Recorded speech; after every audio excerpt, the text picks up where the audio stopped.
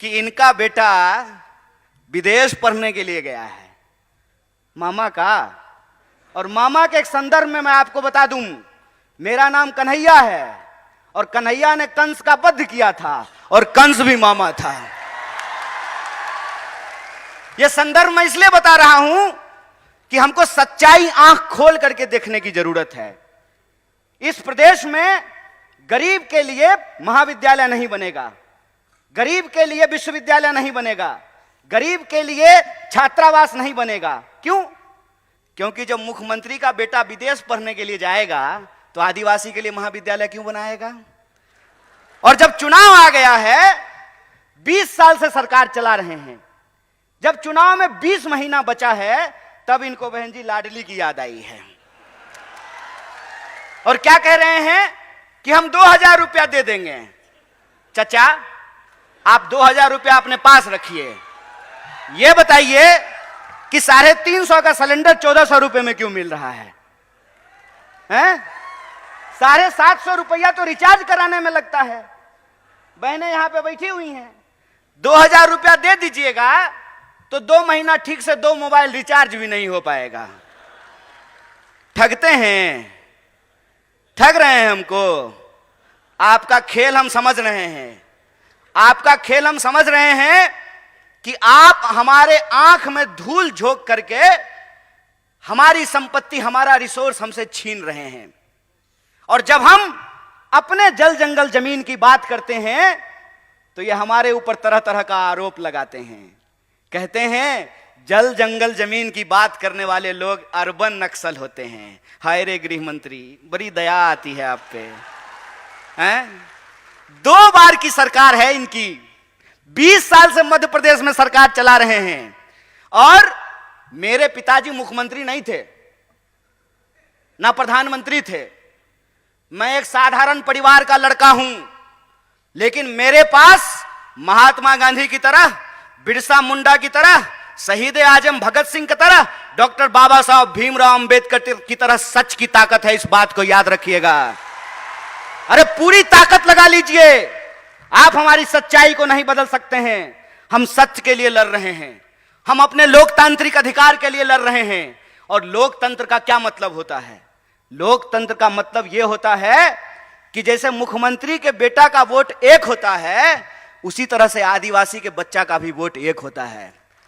अगर मुख्यमंत्री के पास पैसा है, वो अपने बच्चे को विदेश भेज सकता है, तो हम भी इस देश में टैक्स देते हैं। हमारे बच्चों के लिए भी अच्छी शिक्षा की व्यवस्था होना चाहिए, अच्छा अस्पताल होना चाहिए, अच्छी सड़कें होनी चाहिए, महिलाओं की सुरक्षा होनी चाहिए। यह हमारा हक है।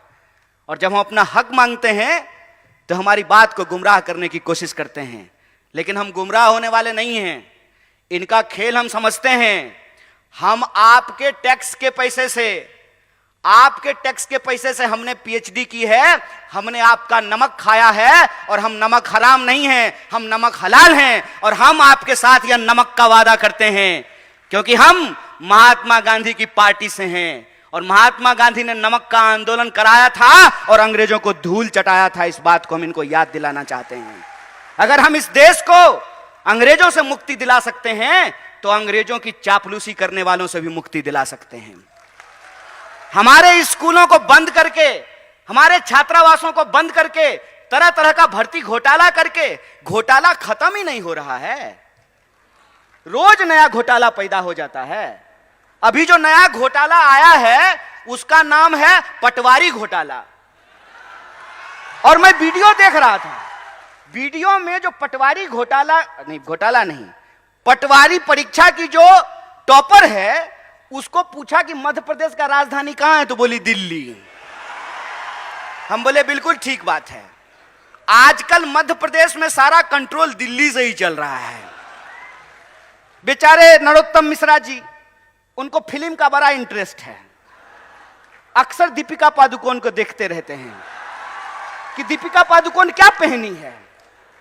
अरे राज्य चला लो यार, गृह मंत्री हो, तुम्हारे राज्य में सबसे ज्यादा महिलाओं के खिलाफ अत्याचार हो रहे हैं, सबसे ज्यादा आदिवासियों के खिलाफ अत्याचार हो रहे हैं। राज्य समल में नहीं रहा है। कहते हैं ना, घर में नहीं दाने, अम्मा चली भुनाने। पहले अपना राज्य तो चला लीजिए। आए दिन घोटाले होते रहते हैं और पूरा कंट्रोल। पहले इनको मुख्यमंत्री बनने का मन था, मुझे भी सूत्रों से पता चला है। क्या क्या जी साहब, मीडिया के लोग यहां बैठे हुए हैं, बोलिए ना, डरिए मत। अरे लोकतंत्र है, सबको बोलने का हक है। अरे हम लोग तो एक नारा लगाते हैं, जगह है कितनी जेल में तेरे, देख लिया है देखेंगे। कितने लोगों को जेल में डाल देंगे। सच बोलिए, सच की ताकत होती है। पहले इनको कहा कि ऐसे ही उलझुल बात किया करो, सोशल मीडिया पे पॉपुलर हो जाओगे। और जैसे पटवारी की परीक्षा की टॉपर को मध्य प्रदेश की राजधानी दिल्ली लगती है, इनको भी सत्ता का केंद्र आजकल दिल्ली लगता है। और जब चुनाव आता है तो दिल्ली इंदौर में घूमना शुरू कर देता है। आजकल दिल्ली इंदौर घूम रहा है। तो जब आ ही गए हैं नेकी और पूछ पूछ, तो इनसे पूछ लेना चाहिए कि क्यों घोटाले पे घोटाले हो रहे हैं, क्यों आदिवासियों के खिलाफ अत्याचार हो रहे हैं, क्यों महिलाओं के खिलाफ अत्याचार हो रहे हैं, क्यों आपके द्वारा किए गए एक भी वादे पूरे नहीं किए गए हैं। और जब चुनाव आया है, लाडली योजना, समझ रहे हैं साहेब, अपने लाडले के लिए ये लाडली योजना लेकर के आए हैं साहब। ये सच्चाई हम देख रहे हैं।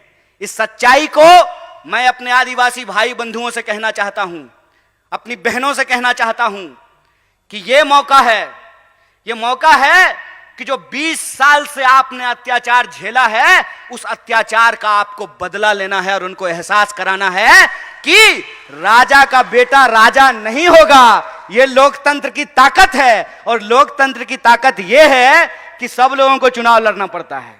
कमलनाथ जी भी चुनाव लड़ते हैं, दिग्विजय सिंह जी भी चुनाव लड़ते हैं, और नरोत्तम मिश्रा को भी लड़ना पड़ता है। एक उदाहरण आप मुझे सोच करके बताइए। और यहां पे चूंकि कांग्रेस के वरिष्ठ नेता मौजूद हैं और हमारे आदिवासी भाई बंधु हैं, इसलिए कहना जरूरी है कि श्रीमती गांधी को 2 बेटे, संजय गांधी और राजीव गांधी, दोनों कांग्रेस में थे। बाद में संजय गांधी जी की पत्नी बीजेपी में चली गई, चुनाव लड़ी, चुनाव जीती। राजीव गांधी जी की पत्नी भी चुनाव लड़ी, चुनाव जीती। तो बीजेपी में लोकतंत्र कैसे है और कांग्रेस में राजतंत्र कैसे है? वहां जो बहुत चुनाव जीती तो वो लोकतंत्र है, और श्रीमती गांधी के यहां जो बहुत चुनाव जीते तो यह राजतंत्र है। हाय रे बेईमान, बेशर्मी देखे हो, बेशर्मी। अरे वे कांग्रेस पार्टी ही है जिस पार्टी ने इस देश में जमहूरियत को स्थापित किया है। और यह जमहूरियत की ताकत है कि राहुल गांधी जब अमेठी से चुनाव जीतते हैं तो इनके नजर में वो राजतंत्र है, और वो मैडम जो है, सास जो कभी बहू थी, है ना, वो जब अमेठी से चुनाव लड़ी है तो लोकतंत्र है। हाय रे चोरी। मैं तो यही कहता हूं कि अगर इस देश में पंडित जवाहरलाल नेहरू नहीं होते ना, तो नरेंद्र मोदी भी देश के प्रधानमंत्री नहीं हो पाते। अगर इस देश में गांधी नहीं होते, इस देश में अगर भगत सिंह नहीं होते, इस देश में अगर बिरसा मुंडा नहीं होते, इस देश में अगर डॉक्टर बाबा साहब भीमराव अंबेडकर नहीं होते, तो एक आंगनबाड़ी का बेटा खड़ा होकर के 2-2 मुख्यमंत्री के सामने भाषण नहीं दे रहा होता।